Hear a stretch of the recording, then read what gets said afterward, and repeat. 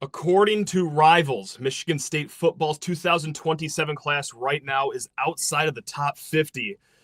Is there any change in that, or is what it is at this point?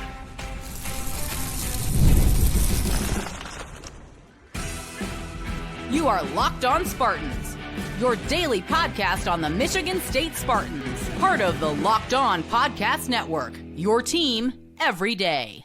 I'm Matt Sheehan, and thanks a lot for tuning in to another episode of Locked On Spartans. And by the way, today's episode of Locked On Spartans is brought to you by FanDuel. The biggest stage in world soccer is here. Let there be goals on FanDuel. Visit FanDuel.com to get started now. On today's show, all things Michigan State football recruiting, but not just me rambling on and on and on by myself. No, we have one of the best in the business, Allen Trieu, who is, if you don't know, Midwest recruiting expert for Rivals and On3. It's going to be a great conversation with him, getting into Michigan State's prospect camp they just recently held. The 2027 class, how much can they improve on their ranking in the 50s, and also checking in on a few guys still in Michigan State's sights. So guys, why waste any more time? Let's get to our chat right now. These days, my three favorite things to do in life are golf, go to the zoo with my kids, and also bother Allen Trieu when it is the absolute busiest time on the calendar for him. And I get to do at least two of those things today. One of them is right now. Allen Trieu of both On3 and Rivals. You already know him. He's the Midwest recruiting expert, guys. And he was also at East Lansing not too long ago for a one-day prospect camp. So Allen, really broad question right out of the chute. Take this any way you want. Did prospects stand out? Did the staff really leave a mark on you? What was your biggest takeaway from this prospect camp, getting an up-close look at the Spartan program? Yeah, so these one-day camps, it's harder and harder to get kids to do them. Okay. They don't want to do them. A lot of the seniors are unofficials and they're committing. Even the juniors have a lot of offers and options. They just had a spring where a lot of schools come to them for workout days. So getting kids to come to one-day camp, and I hear this from staffs all over the country, it's getting harder and harder. In saying that, that was a good camp. It was a talented camp.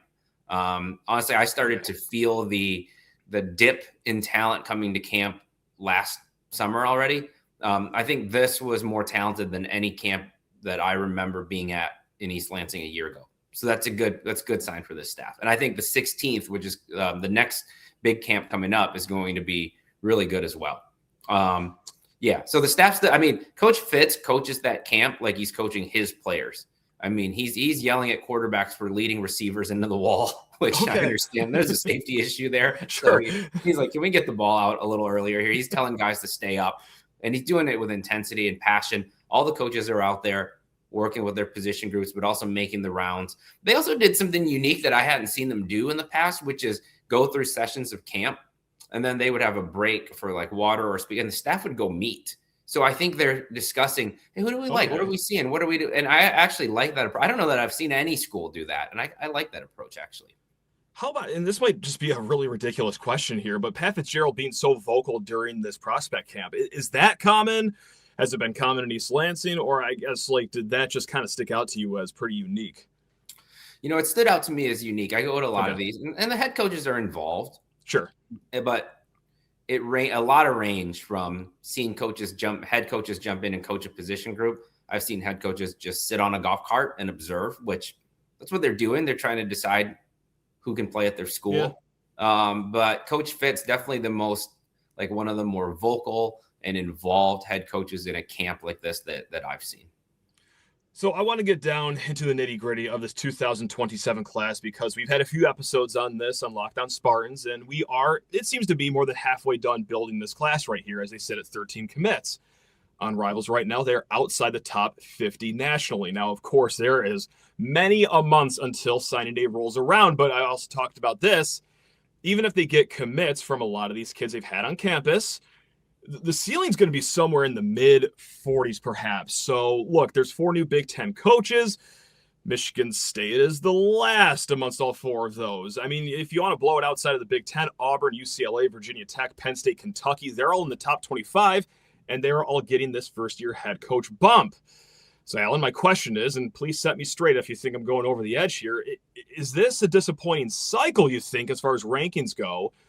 Or is it just is what it is? This is really just how far behind Michigan State is as far as producing NFL talent, winning games, or even NIL resources, or any combination of what I just belched out there?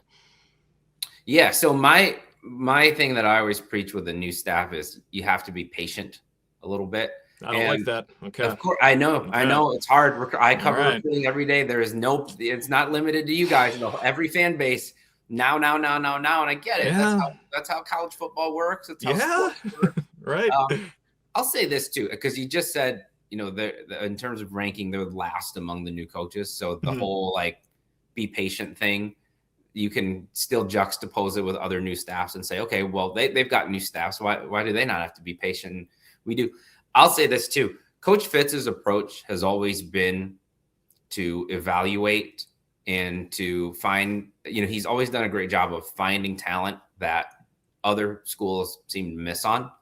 And I think in Michigan State's, the heyday of the Coach D'Antonio era, program was also built much in the same way. Some of those classes that really led to the success of his tenure were some of those early ones that weren't highly ranked nationally at all. Okay? So I think until you see how some of these guys turn out, and you may even start to see it this fall, where some of the sleepers they take in this class, where they explode as seniors, you can say, look, you trust the eye of this staff a little bit. So, there's a couple of schools that I always thought you have to take the recruiting ranking with a grain of salt, traditionally in the Big Ten, from the time that I started doing this. And I would say there's always Iowa, Wisconsin, and then you would say Northwestern. And so I think that approach is going to happen here at Michigan, at least in the start, right? At least in the start, until you can start. I think they did a great job, for instance, of just staying in it with Gideon Gash. I know that the fan base is disappointed they didn't get him. Right. I think over time, that's a recruitment you want to be able to win. I think, 4 months into your tenure, that's a little bit of a tough ask. And so I think in the moment, you got to win on the evaluation side until you can get on the field this year, win some games, show the recruits where this thing is heading, and then start to maybe bump that national recruiting ranking up a little bit. I have a take that might be crazy involving Gideon Gash. It's going to also involve another prospect here, but I'll save that. That's what they call a tease in the podcasting industry. But first things first, I got one other big picture question to ask here. And admittedly, I kind of just scoffed at it when it happened. And this is the recruiting sanctions that dropped on Michigan State not too long ago. And amongst those, of course, he had to vacate the wins. Boo-hoo, what a bummer. But also restricted visits, restricted contact. And I was like, I don't know, you're just missing 1 week of the year. Is it really going to make that much of an impact? Ellen, you're the expert.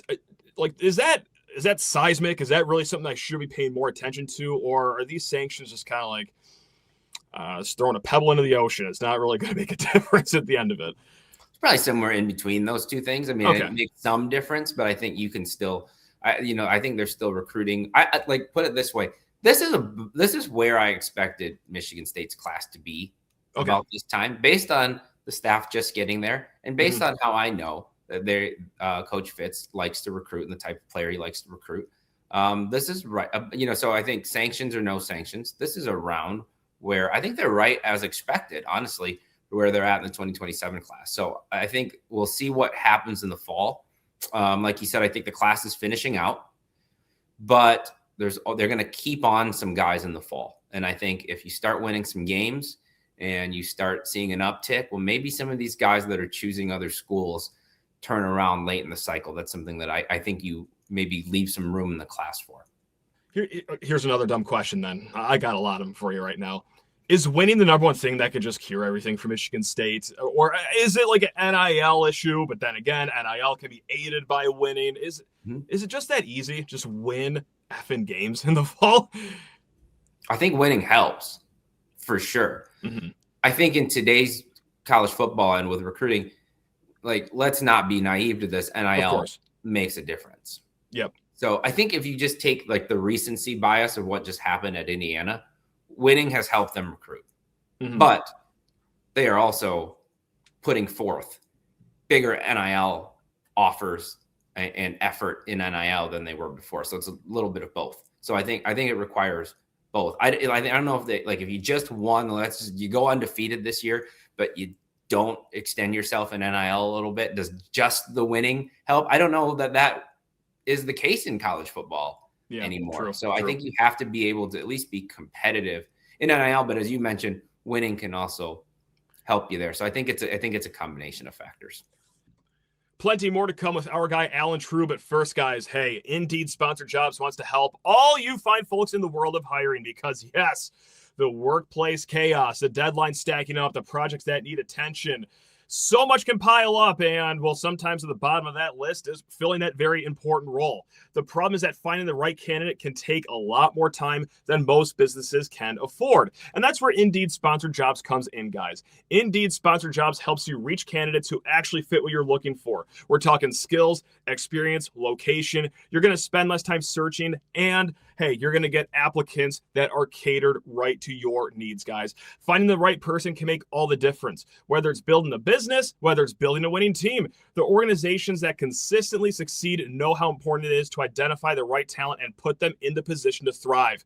Look at our Michigan State basketball team this offseason. It's not always about the splashiest name, right? The best resume possibly out there. Sometimes you just need a player that's going to fit exactly what your team needs, guys. So, hey, spend less time searching, more time actually interviewing candidates who check all of your boxes. It's less stress, less time, and more results. And best of all, listeners of this show will get a $75 sponsored job credit to help get your job the premium status it deserves at Indeed.com/podcast. Just go to Indeed.com/podcast right now and support our show by saying you heard about Indeed right here on this podcast, guys. Indeed.com/podcast. Terms and conditions apply. Need to hire? This is a job for Indeed sponsored jobs. Also, shout out to our everyday listeners, guys. Thanks a lot for making us part of the #1 ranked Locked On Podcasting Network. And if you want more Spartans in your life, but you want it ad-free, join the Everydayer Club, guys. And best of all, we have a 7-day free trial right now so you can get closer to the Spartans without the interruptions. Click the link in the episode description to join the Everydayer Club. So the take that I have with Gideon Gash and the prospect I'm going to combine in this take is Don Spillers, 3-star athlete out of Detroit Martin Luther King. Now, he's between Michigan State and Illinois. This kid, obviously, is a guy that Michigan State wants, but he's also kind of somewhere in the 700s to 800s. So here's my take, is that losing Don Spillers, this recruiting battle, would be worse than losing Gideon Gash. Because Gideon Gash, I understand, even though he's got 2 brothers here, he's from the backyard, and we could offer immediate playing time. Who are we kidding here? There's no shame in losing him to a place that wins, has immaculate facilities and bankroll, and also gets guys drafted. Whereas, no disrespect to Illinois, they've been doing quite fine for themselves. I think you're on a more level playing ground with Illinois. If you lose the in-state kid to Illinois, I think that, oddly enough, is going to be what bothers me more than losing like the top 100 kid at Texas Tech. Do I sound like I'm from Mars right now, or is there something to this, you think? No, you're right. I think you're right on. Okay. I think everything you said is right on, including the fact that Texas Tech, people have seen how they've recruited. If you follow recruiting, it's insane. I think you can, yes, you can see what they're doing there. I think it's 9 top 100 players. Like it's been banana land. Yeah. So, and I think that in doing so, you can also extrapolate from that they have some NIL to work with. A little bit. Yeah. Yep. A little bit. I've been pumping the brakes on Michigan State and Gideon Gash for a while, trying to prep Michigan State fans best as possible for that thing's probably not happening. There was a point in time where he maybe wasn't even going to take an official to Michigan State. The staff really stayed on that, even to get him back on campus that last weekend when he had a state track meet. That's a win, I think, by itself. I mean, it's horseshoes and hand grenades at some point, right? Yeah, but I think even just getting him there, that was not always a guarantee to happen. So I'm with you. Losing Gideon Gash to Texas Tech, to me, that was an expected result, either Texas Tech or Oklahoma. Sure. Okay. Don Spillers, all of a sudden, I mean, he's not all of a sudden. Illinois has been in the picture, but if this flipped around and it was Illinois at the last second, I think that's a way tougher loss to swallow.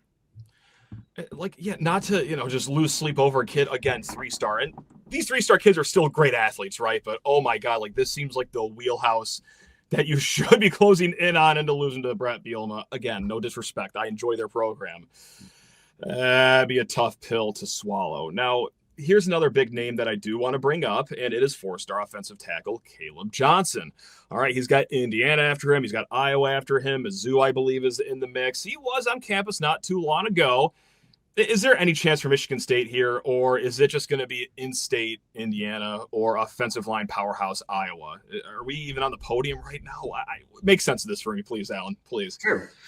I want to circle back to Spillers on one thing that I forgot. Please. To Okay. One, a little bit of I don't know if this is a saving grace. I don't know if this makes you feel. You can tell me if this makes you feel better. I do think that the choice for him is not necessarily just program to program.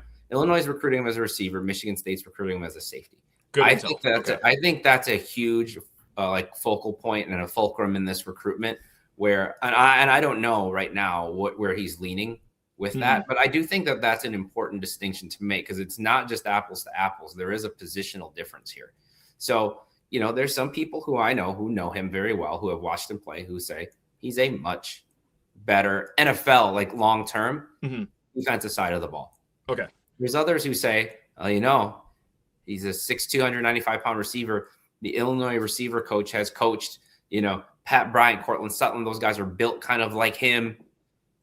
Maybe that's the path. So I think that's the balancing act. And maybe if this, what helps you sleep at night if he chooses Illinois is that it was a positional thing, not. Okay. I like that. Yeah. It's good copium. Yeah. I'm trying to help you out here. It's good. So, whatever it gets you through your next zoo trip. Thank you. So as far as Caleb Johnson, I do think that one is Indiana, Iowa right now.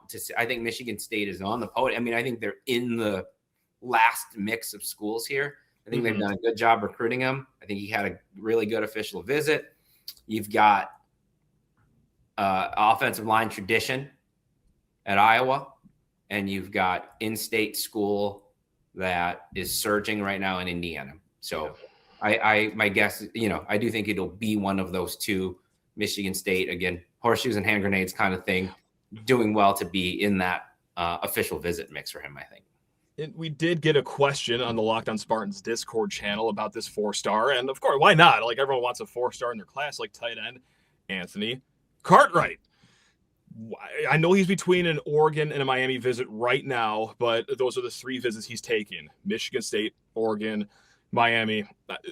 Let's be honest, both of those schools got a lot of cachet, some good brand name, and also some winning production on the field. Is this one that Michigan State can realistically be involved in, or do you think maybe them taking a tight end last week kind of telegraphed that maybe the ship has sailed on Cartwright? Well, here's the interesting thing is that they're not the only ones in the race that have taken a tight end. So Oregon got a tight end commit. Okay. LSU right now seems to be very focused on keeping they have a 5-star Ahmad Hudson, #1 tight end in the country, depending on where you look. He took an official to Nebraska. Okay. And I think their efforts right now, as far as their tight end class, they like Anthony. They've had him on campus, but focus is on keeping Ahmad in the class. So this one gets intriguing as far as where all the pieces are. So I think to answer your question, at the end of the day right now, he's one of the guys that we're most trying to figure out, put the pieces together. And I would say I'm getting there, but I haven't got the full picture of where that one sits yet. In doing that, I don't have Michigan State as being out of this. Okay. I'd been telling people, you're not getting Gideon Gash, right? I had said that. Ronaldo Perez was another one people asked me a lot about. And I kind of hurt. I was like, I really don't see that one happening. Yeah. Anthony Cartwright, I do not have that tune. I would tell you on this show right now, if I put him in the same boat as Gash and Perez, that there is no chance or a very little chance. Cartwright, hold on here. I think still he's going to commit on the 28th of June. Okay. And he could make up his mind before that and silently tell us. Of course. My guess is he probably will. I don't think he'll have the luxury to wait that long based on where these boards are sitting. But that said, there's still a lot of time for this thing to change. I don't think that one is all like I think that one is a long way from being fully fleshed out, if I had to guess right now, educated guess. That was a lot more optimistic than I thought that would be. All right. If you had asked me a week ago, my tune would have been very different. Okay. Interesting. So it's changing. Either I'm getting lots of lost signals or purposeful smoke signals, or things are. But I do think that some of the changing tight end boards and some of the other potential like musical chairs that happen here have kind of changed around the picture of that recruitment. More to come with our guy, Allen Trieu, but it's soccer time. That's right. Got it fired up for this tournament, guys. And so are the fine folks at FanDuel. The biggest stage in world soccer is here, and every match feels like it has potential for a memorable moment. One goal can completely change the energy of a game, shift momentum, alter the outcome of the entire tournament in an instant, and that is what makes this tournament so exciting from opening kick to the final kick, guys. So, hey, FanDuel is giving fans another reason to stay locked into every match with every goal pays. It's simple. Bet on a match and get bonus bets for every goal scored in that match. More goals means more bonus bets. All you have to do is turn in your tokens. So, for example, if you're going to be like me, you're going to place a nice little wager on Czechia against South Korea on Thursday night. Let's say that game's a barn burner. It's a 3-3 game. It's going to be $5 in bonus bets for every goal. That's $30 worth, guys. So, hey, get in on the soccer tournament action with FanDuel because, yes, guys, from the opening whistle to the final kick, let there be goals is on FanDuel. Visit FanDuel.com to get started right now, guys. Again, that is FanDuel.com. Well, let's keep the positivity going here because let's talk about the guys currently in the 2027 class. I just did an episode the other day on this. Hey, here's the guys that I really do like in this class. And that's not to say there's not a diamond in the rough that I missed, but how about you, Allen? I mean, of the 13 commits, which one or two are you really liking for Michigan State here? Yeah, so is this also who do I think will rise in the rankings? Or is that a later question? We might get to that like immediately after this one, actually. How about that? Okay. Can I answer them both in the same? Because they're kind of the same, I would say. Take it away. It's your show now. You have the wheel. Let's go. I didn't want to, have to please. say the You're same fine. thing. So I have some say in that. Maybe not as much as some people think. Some people think I think I give all the stars out. That's right. Yes. Have some say. I think the guy that I would most like bring up to our team right now, as we need this guy's probably under ranked for us, is Matthew Brady. Love it. Yeah. He's and to be fair to us, for 2 years was more of a quarterback recruit. Still played a lot of quarterback last season. Okay, gotcha. He's out in Bloomington. Not a guy that we see a lot, right? So I had an idea. Film's good. Don't exactly know the competition as well as if he's playing at a Mount Carmel or Brother Rice. We have some familiarity with who else is on that tape. And then he goes to Under Armour in Chicago and just blows that out of the water. Okay. And so at that point for me, and by the way, I think schools had those same questions, which is why you saw he didn't have any power fours, I don't think, until like middle of April, maybe heading towards May is when the explosion happened for him. And that's because schools had a chance to come see him work out in person, including Michigan State, by the way. So he's the one for me that I think I would have as like one of my favorites in the class and a guy that I would be on the table for moving up. Ohimio Zalua, he's the top ranked guy on Rivals in the class. But he's another one that I would watch out for as far as, still some room there because last season, first year of football. Right. Yeah. Right. And then played tight end initially and still kind of figuring some things out, but so physically talented. Upside and ceiling are probably two words that get overused in recruiting. But if you talk about that in this class, like if all the guys in this class get to maximizing their potential, that's probably the guy that goes first in a draft at that point. And so I think he's just so talented. You know what? Matthew Brady has been the flavor of the month here on Locked On Spartans because I've talked about how I love him as like a diamond in the rough guy. Your former colleague, now sworn enemy, Justin Thind, he's also thrown that name out too. So, look, hey, between us three and also, three guys that might matter a little more, Pat Fitzgerald, Joe Rossi, Max Bola, I think they know their way around a linebacker. Yeah, not to blow this kid up to be like, hey, he should be a 5-star, but man, we are buying him for pennies on the dollar right now on Locked On Spartans. I like this a lot. This is good mojo going forward here. What position group do you think is going to be the strongest, though, in this class? Because a month ago, when I'm talking about all these visits, who they have their eyes on, really seemed like defensive line was going to have a lot of names on campus. And as we know, not all of them even came to campus, certainly did not commit here. So is it still somehow defensive line? Are you going to go O-line? Are you going to go off the trenches here, Allen? What position group is going to be the strongest here? So close to saying defensive line, and not done there yet, by the way. So I think in the end, I apologize. All right. That one could be, the defensive line group, not done. Sure. So I think in the end, that one might be it. I am going to say linebacker because we'll put Henry Sakalis in there. Yeah. And I think him and Matthew Brady, you got two guys who are 6'3", 6'4", athletic, long, both like good high school program guys. You mentioned there's a few guys on this staff that know a thing or two about that position. So the makeup it takes to play that, these guys have it. They're like classic. They're like would be in the locker room with Max Bulla on Coach D'Antonio's team and certainly fit Coach Fitz's culture and Coach Rossi's culture. And then when I add in the fact that those guys were like later spring type offers, that board needed to be reshuffled, and they evaluated and arrived at those two. You know, they didn't throw out a whole bunch of offers in this region, but those were two of the ones that they really zeroed in on. So they were wanted guys, but they weren't easy wins. Two Illinois kids who had offers from Illinois. Henry was going to go visit Nebraska. Minnesota had offered Matthew before Michigan State did. Mm-hmm. Couple other schools came in on Brady. You know, those weren't easy recruitments to necessarily where you would have, when they got offered, you wouldn't have said, well, that's going to just be a layup for Michigan State. Right. And then to get them done before they went on their other official visits, I think for me, that class is a strength because of the talent of those players, but also because that board had to get reshuffled and they landed those guys over those schools before they even went to those campuses. Last question I have for you, and it's one I've been asking myself ever since he committed not too long ago. Wide receiver Zach Forbish, 6'2", 6'3", depending on what measuring tape you're using that day.